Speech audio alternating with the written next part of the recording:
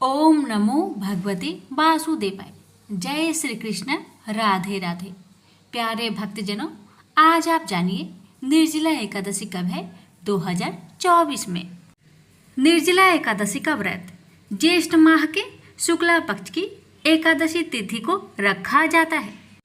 यह एक ऐसा व्रत है जिसका इंतजार लोगों को पूरे साल रहता है। निर्जला एकादशी का व्रत 5 पांडवों ने रखा था। कहा जाता है कि भीमसेन को सबसे अधिक भूख लगती थी और वे उपवास नहीं कर सकते थे, लेकिन उन्होंने भी निर्जला एकादशी का व्रत एक बार रखा था। इस वजह से निर्जला एकादशी को भीमसेनी एकादशी या पांडव एकादशी भी कहते हैं। अब आइए जानते हैं कि निर्जला एकादशी कब है, निर्जला एकादशी व्रत और पूजन का मुहूर्त क्या है, निर्जला एकादशी का व्रत का महत्व क्या है। आइए जानते हैं किस दिन है निर्जला एकादशी। वैदिक पंचांग के अनुसार ज्येष्ठ माह के शुक्ला पक्ष की एकादशी तिथि 17 जून को 4:43 AM से शुरू हो रही है। यह तिथि 18 जून को सुबह 7:28 AM पर खत्म होगी। ऐसे में उदया तिथि के आधार पर निर्जला एकादशी का व्रत 18 जून को रखा जाएगा। निर्जला एकादशी 2024 मुहूर्त। निर्जला एकादशी का व्रत रखने वाले लोगों को सूर्योदय के बाद भगवान विष्णु की पूजा करें। उस दिन सुबह में ही शिव योग बन रहा है जो रात 9:39 PM तक है। यह शुभ योग है। उसके बाद से सिद्ध योग बनेगा। निर्जला एकादशी 2024 पारण समय। जो लोग 18 जून को निर्जला एकादशी का व्रत रखेंगे वे 19 जून को पारण करके व्रत को पूरा करेंगे। उस दिन निर्जला एकादशी व्रत के पारण का समय सुबह 5:24 AM से लेकर 7:28 AM के बीच है। 7:28 AM के बाद से द्वादशी समाप्त हो जाएगी। निर्जला एकादशी व्रत के फायदे। निर्जला एकादशी का व्रत बिना अन्न और जल के रखा जाता है। यह व्रत साल में एक बार होता है। जो व्यक्ति पूरे वर्ष के 24 एकादशी व्रत नहीं रख सकता उसे निर्जला एकादशी का व्रत जरूर रखना चाहिए। इससे आपको सभी एकादशी व्रतों का पुण्य प्राप्त होगा। आपके पाप और कष्ट मिटेंगे। भगवान विष्णु की कृपा से आपको मोक्ष प्राप्त हो सकता है। अब हम जानेंगे निर्जला एकादशी व्रत की पूजन विधि और महात्म्य कथा। निर्जला एकादशी व्रत पूजन विधि। निर्जला एकादशी की पूजा तिल, गंगाजल, तुलसी पत्र, श्रीफल बहुत महत्वपूर्ण माने जाते हैं। इस दिन श्री हरि विष्णु की पूजा के साथ माँ लक्ष्मी और तुलसी की उपासना भी जरूर करें। मान्यता है तुलसी पूजा के बिना एकादशी का व्रत पूजन अधूरा रहता है। इस दिन विष्णु जी का जल में तिल मिलाकर ओम नमो भगवते वासुदेवाय मंत्र से जाप करते हुए विष्णु जी का अभिषेक करें। समस्त पूजन सामग्री लक्ष्मी नारायण को अर्पित करें। मिठाई में तुलसी दल डालकर विष्णु को चढ़ाए। किसी गौशाला में गायों की देखभाल के लिए दान पुण्य करें। गरीबों को गर्मी से राहत पाने की चीज़ों का दान करें। शाम को तुलसी में घी का दीपक लगाकर उसमें काला या सफ़ेद तिल डालें। मान्यता है इससे लक्ष्मी जी प्रसन्न रहती है और साधक को धन्य धान्य से परिपूर्ण रहने का आशीर्वाद देती हैं। निर्जला एकादशी व्रत कथा।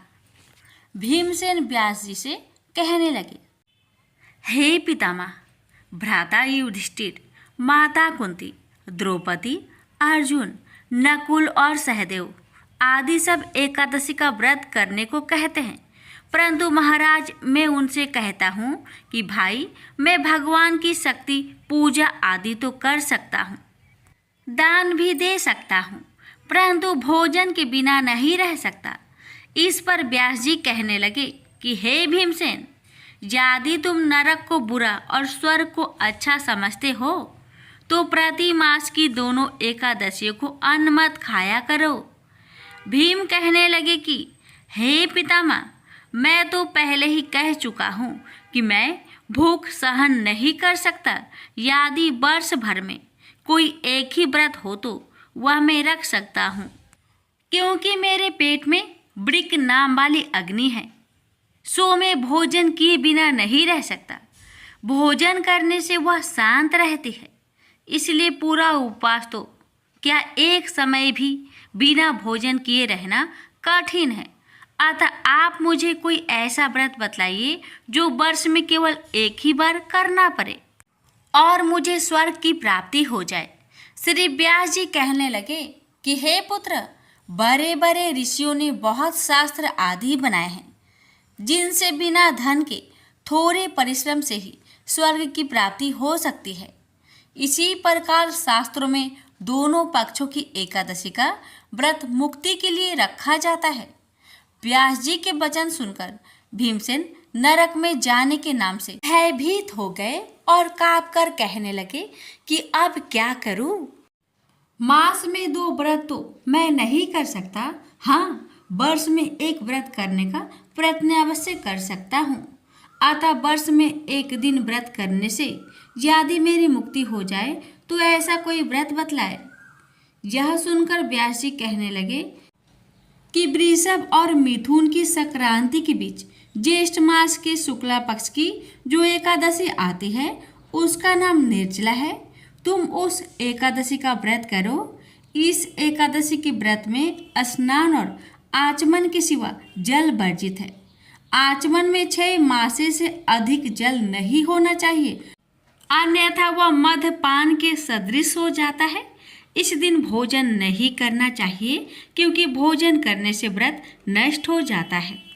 यदि एकादशी को सूर्य उदय से लेकर द्वादशी के सूर्य उदय तक जल ग्रहण ना करे तो उसे सारी एकादशियों के व्रत का फल प्राप्त होता है। द्वादशी को सूर्य उदय से पहले उठकर स्नान आदि करके ब्राह्मणों को दान आदि देना चाहिए। इसके पश्चात भूखे और सत्पात्र ब्राह्मण को भोजन कराकर फिर आप भोजन कर लेना चाहिए। इसका फल पूरे 1 वर्ष की संपूर्ण एकादशियों के बराबर होता है। व्यास जी कहने लगे कि हे भीमसेन, यह मुझको स्वयं भगवान ने बताया है। इस एकादशी का पुण्य समस्त तीर्थों और दानों से अधिक है। केवल एक दिन मनुष्य निर्जल रहने से पापों से मुक्त हो जाता है। जो मनुष्य निर्जला एकादशी का व्रत करते हैं उसकी मृत्यु का समय यमदूत आकर नहीं घेरते, वरन भगवान के पार्षद उसे पुष्पक विमान में बैठाकर स्वर्ग को ले जाते हैं। अतः संसार में सबसे श्रेष्ठ निर्जला एकादशी का व्रत है, इसलिए यत्न के साथ इस व्रत को करना चाहिए। इस दिन ओम नमो भगवते वासुदेवाय मंत्र का उच्चारण करना चाहिए और गौदान करना चाहिए।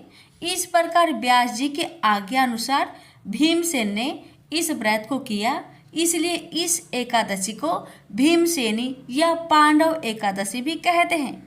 निर्जला एकादशी व्रत करने से पूर्व भगवान से प्रार्थना करें कि हे भगवान, आज मैं निर्जला व्रत करता हूँ, दूसरे दिन भोजन करूँगा। मैं इस व्रत को श्रद्धा पूर्वक करूँगा, अतः आपकी कृपा से मेरे सब पाप नष्ट हो जाए। इस दिन जल से भरा हुआ एक घड़ा वस्त्र से ढककर स्वर्ण सहित दान करना चाहिए।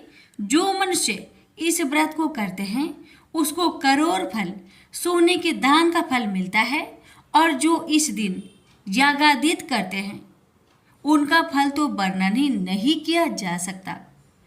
इस एकादशी के व्रत से मनुष्य विष्णु लोक को प्राप्त होता है। जो मनुष्य इस दिन अन्न खाते हैं वो चांडाल के समान है, वे अंत में नरक में जाते हैं। जिसने निर्जला एकादशी का व्रत किया है वह चाहे ब्रह्म हत्यारा हो, मद्यपान करता हो, चोरी की हो या गुरु के साथ देश किया हो, मगर इस व्रत के प्रभाव से स्वर्ग जाता है। हे कुंती पुत्र, जो पुरुष या स्त्री श्रद्धा पूर्वक इस व्रत को करते हैं उन्हें अग्रलिखित कर्म करने चाहिए। प्रथम भगवान का पूजन, फिर गौदान, ब्राह्मणों को मिष्टान व दक्षिणा देनी चाहिए तथा जल से भरे कलश का दान अवश्य करना चाहिए। निर्जला के दिन अन्य वस्त्र, उपहान आदि का दान भी करना चाहिए। जो मनुष्य भक्ति पूर्वक इस कथा को पढ़ते या सुनते हैं उन्हें निश्चय ही स्वर्ग की प्राप्ति होती है। प्रेम से बोलिए लक्ष्मी नारायण की जय। एकादशी देवी की कथा। मूर नाम का एक दैत्य था। रावण और कंस की तरह वह भी बड़ा आतंक मचाता था। स्वर्ग में देवों सहित सभी को पीड़ा देता था। सब लोग उससे रक्षा मांगकर श्रीमन नारायण के शरण में गए। भगवान ने कहा, मैं उसे सहमलाता हूँ, चिंता मत करो। भगवान मूर के साथ युद्ध करने लगे, लेकिन अपनी सारी शारीरिक शक्ति लगाकर भी भगवान कुछ नहीं कर सके। भगवान को युद्ध के मैदान से पलायन करना पड़ा।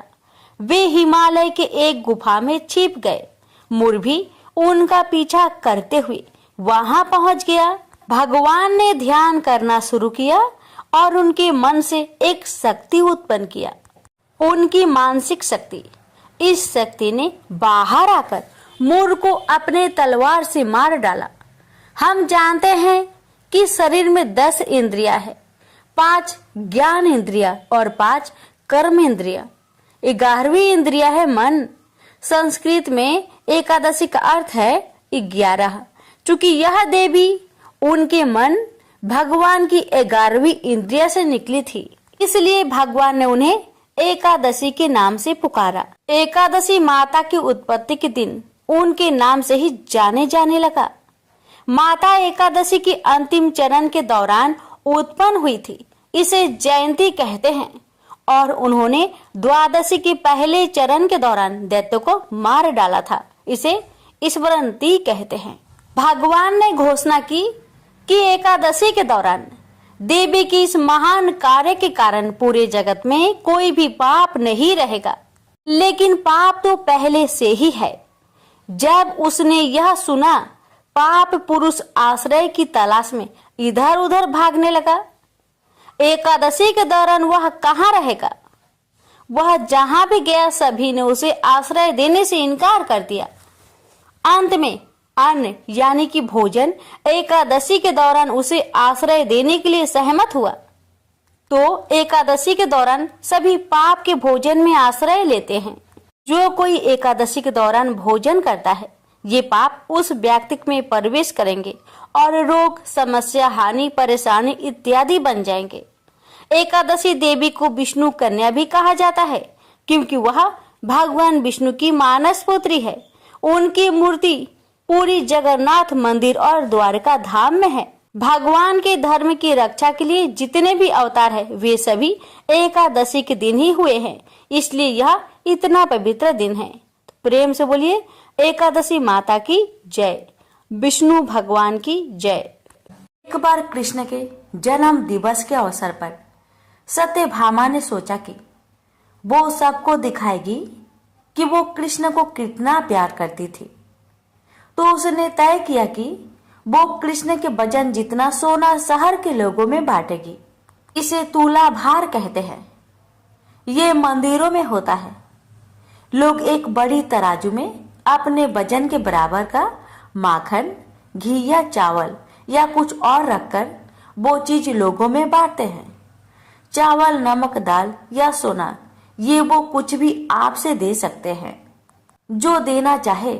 ये प्राचीन परंपरा हमारी संस्कृति का एक हिस्सा है। सत्यभामा ने तुला भार की व्यवस्था की। लोग बहुत प्रभावित हुए, पर कृष्ण पर इन बातों का कोई असर नहीं हुआ। वे जानकर तराजू के एक पल्ले पर बैठ गए। सत्यभामा जानती थी कि उनका वजन लगभग कितना है और उसने उतना सोना तैयार ही रखा था। पर जब उसने सब सोना दूसरे पल्ले पर रखा तो कांटा जरा सा भी नहीं हिला। कृष्ण का पल्ला थोड़ा भी ऊपर नहीं हुआ। ऐसा ही कुछ तभी हुआ था जब कृष्ण एक शिशु थे। एक राक्षस आकर उन्हें ले जाने लगा। तब कृष्ण ने अपना वजन इतना बढ़ा लिया कि राक्षस वही गिर पड़ा और कृष्ण ने उसके ऊपर बैठकर उसे कुचलकर मार डाला। क्रिया योग में ऐसा तरीका है जिससे कोई योगी अपना वजन बढ़ा या घटा सकता है। ऐसा बहुत सी कहानियां हैं कि ऐसे योगी भी थे जो पहाड़ की तरह भारी हो जाते थे। तो इस बार कृष्ण अपना वजन बढ़ाकर तराजू में बैठ गए। सत्यभामा ने उतना सोना दूसरे पल्ले पर रख दिया था जितना उसके हिसाब से कृष्ण के वजन के बराबर था, पर कुछ हुआ ही नहीं। तब तक शहर के सभी लोग ये घटनाएं देखने के लिए आ गए थे। तब उसने अपने नौकरों से वो सभी गहने मंगवाए जो उसके पास थे। एक के बाद एक वो गहने डालती जा रही थी और सोच रही थी कि काम हो जाएगा, पर कुछ नहीं हुआ। तब उसने वो सब कुछ भी रख दिया जो उसके पास था, पर परला जरा भी नहीं हिला। वो रोने लगी क्योंकि ये सब उसके लिए बहुत शर्मजनक था। सारा शहर देख रहा था। उसके पास पर्याप्त सोना नहीं था। वो जो हमेशा अपनी संपत्ति के बारे में इतनी घमंडी थी, उसके पास पर्याप्त सोना न था और उसे समझ में नहीं आ रहा था कि वो क्या करे। तब उसने रुक्मणी की ओर देखा, जिससे वो बहुत जलती थी और हमेशा परेशान रहती थी। उसने रुक्मणी से पूछा, अब मैं क्या करूं? क्योंकि ये बात सिर्फ मेरे लिए ही नहीं, पर तुम्हारे और हम सब के लिए बहुत शर्मजनक है। मैं क्या करूं? तब रुक्मणी बाहर गई और तुलसी की पौधे के 3 पत्ती उठा लाई। जैसे ही तुलसी के वे पत्ते उसने तराजू के दूसरे पल्ले पर रखे, कृष्ण का पल्ला तुरंत ही ऊपर आ गया। प्रेम से बोलिए श्री कृष्ण भगवान की जय। एक बार की बात है, राधा रानी को एक सर्प ने काट लिया। राधा जी की सभी सखियां दौड़ी दौड़ी माँ के पास आई और कहती है, अपनी बेटी को देखो, एक काले सर्प ने इसे डस लिया है। और राधा के सिर से दोहनी गिर गई और वो बेहोश हो गई। अब इसके विष को उतारने के लिए किसी गुनी को बुलाना पड़ेगा। माँ डर गई और रोते रोते राधा जी को अपने हृदय से लगा लिया। एक सखी कहने लगी, यदि राधा जी को ठीक करना है तो कृष्ण जी को बुला लाओ। अगर कृष्ण जी आ जाएंगे तो राधा जी तुरंत ही जीवित हो जाएगी, क्योंकि कृष्ण जी गरुड़ी हैं। तीनों लोकों में उनसे श्रेष्ठ कोई नहीं है। सूरदास जी बता रहे हैं कि राधा रानी को ठीक करने के लिए आज कृष्ण जी को बुलाया जा रहा है। अब राधा रानी की सखिया कृष्ण जी की मैया यशोदा के पास आई हैं और कहती है, तुम्हारा कृष्ण सांप के विष को मंत्रों से उतारने वाले गरुड़ी है। आप अपने पुत्र को हमारे साथ भेज दो। राधा रानी को काले सांप ने डस लिया है। ये सब सुनकर माँ मुस्कुराने लगी कि अभी थोड़ी देर पहले तो राधा मेरे घर आई थी। राधा रानी की मूर्छा के मूल कारण को समझकर माँ यशोदा चुप हो गई और सखियों को अपने हंसने का कारण नहीं बताया। माँ ने कृष्ण जी को पुकारा और माँ कहती है, राधा के यहाँ कीर्ति नाम की ग्वालिन तुम्हें बुलाने आई थी।